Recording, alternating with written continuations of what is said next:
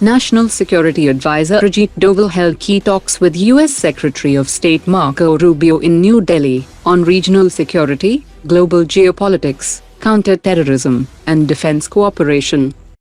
The Indian Air Force is struggling to sustain its aging Jaguar strike fleet, with shortages of UK-origin Martin Baker ejection seat spares.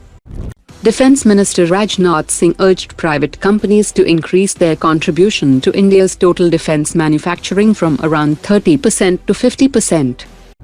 The Indian Army has successfully validated the auto-laying upgrade of its 105mm light field gun, replacing manual alignment with electronic controls for faster deployment, better accuracy, reduced crew workload and quicker artillery response.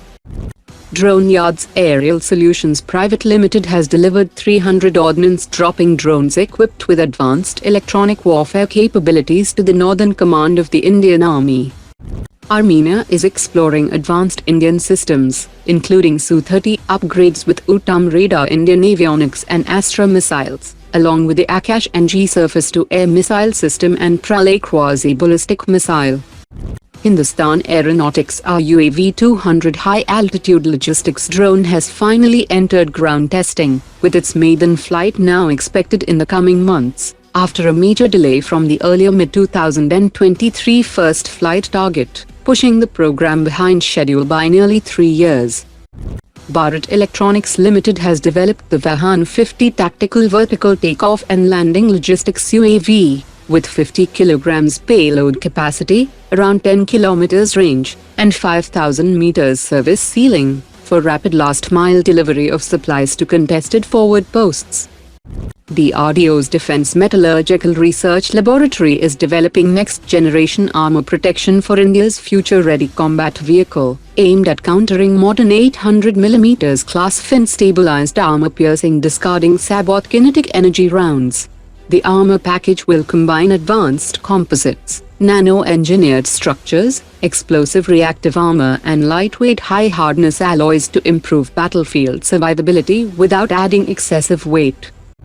The Indian Army's $2.6 billion self-propelled air defense gun missile system program has gained fresh momentum, with South Korea's Hanwha Aerospace positioning its upgraded K30 Biho-II as leading option.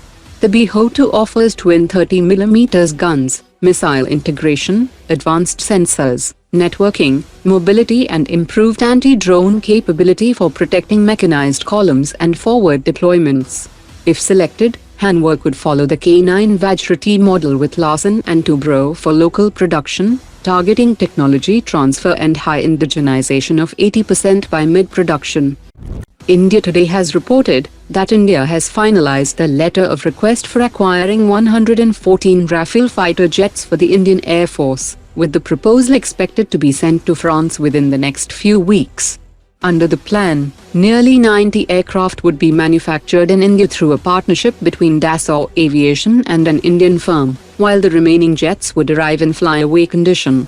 Once France responds with pricing, availability and logistics details, India will issue the formal request for proposal and begin negotiations. India has also pressed France to expand the role of Indian companies in the Rafale production ecosystem, seeking up to 50% indigenous content in the fighter jets proposed for India. The Ministry of Defence is set to issue the request for proposal by the end of this month for manufacturing 5 AMCA 5th-generation fighter prototypes, as Aeronautical Development Agency has nearly completed evaluation of bids from 3 shortlisted private consortiums. The shortlisted contenders include Tata Advanced Systems, Larsen and Toubro with Bharat Electronics Limited and Dynamatic Technologies, and the third consortium comprising Bharat Forge Bharat Earth Movers Limited Data Patterns Consortium. Aeronautical Development Agency will lead design, integration testing and technology transfer, while the selected private partner will support manufacturing, marking a major shift from the traditional Hindustan Aeronautics-led fighter production model. Today's top 3 comments.